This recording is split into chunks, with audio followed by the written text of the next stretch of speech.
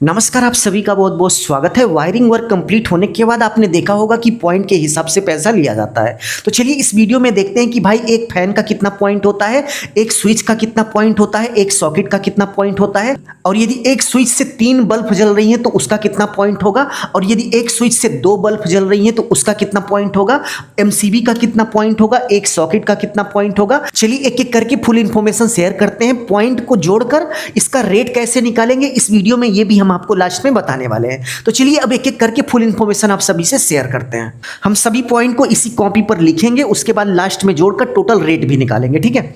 तो सबसे पहले आप देख सकते हैं कि ये फैन का रेगुलेटर है और ये फैन का स्विच है। तो रेगुलेटर और स्विच मिलाकर टोटल 1 पॉइंट होता है, यानी कि फैन का टोटल 1 पॉइंट हुआ।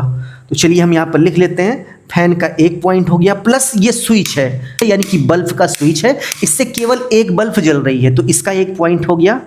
इसी तरीके से आप देख सकते हैं कि ये एक स्विच है, बट इससे भाई बाहर की 2 बल्ब जल रही हैं, यानी कि 2 एलईडी लाइट इस स्विच से जल रही है तो इसका 2 पॉइंट काउंट होगा, ठीक है।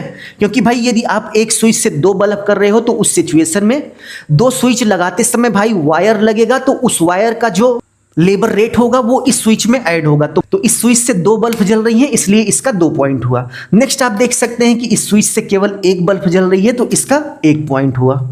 नेक्स्ट आप देख सकते हैं कि यहाँ पर एक सॉकेट है और इस सॉकेट का ये ऑन ऑफ का पॉइंट है, तो इन दोनों का मिलाकर 1 पॉइंट हुआ, तो 1 पॉइंट इस सॉकेट का हो गया। नेक्स्ट ये हमारा बल्ब का स्विच है और इस स्विच से केवल एक बल्ब जल रही है तो इसका 1 पॉइंट हो गया।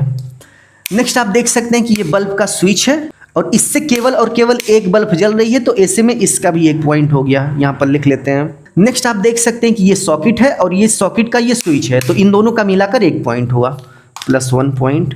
नेक्स्ट आप देख सकते हैं कि यहाँ पर एक सॉकेट है और इस सॉकेट के लिए यहाँ पर स्विच है, तो इन दोनों का मिलाकर 1 पॉइंट हुआ, यानी कि सॉकेट का 1 ही पॉइंट होगा, ठीक है। नेक्स्ट एमसीबी की बात करें तो आप देख सकते हैं कि यहाँ पर एमसीबी लगी हुई है और एक एमसीबी का 2 पॉइंट यहाँ पर काउंट किया गया है, तो 2 पॉइंट एमसीबी का हो गया।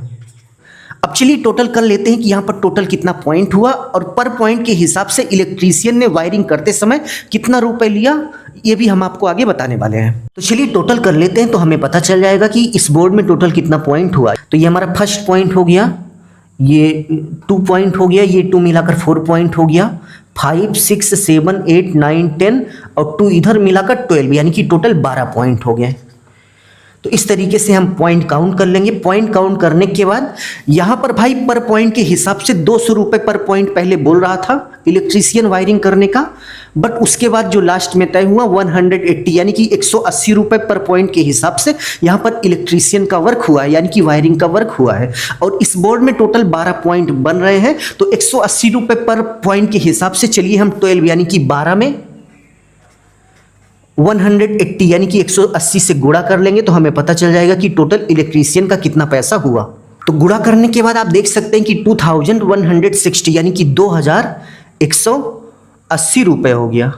तो इसी मेथड को फॉलो करके आप पॉइंट निकाल लीजिए और उसके बाद जितना रुपए पर पॉइंट के हिसाब से आपके एरिया में रेट चल रहा हो उसी से आप गुणा कर लीजिए, तो टोटल आपको पता चल जाएगा कि इलेक्ट्रीशियन का कितना पैसा हो गया।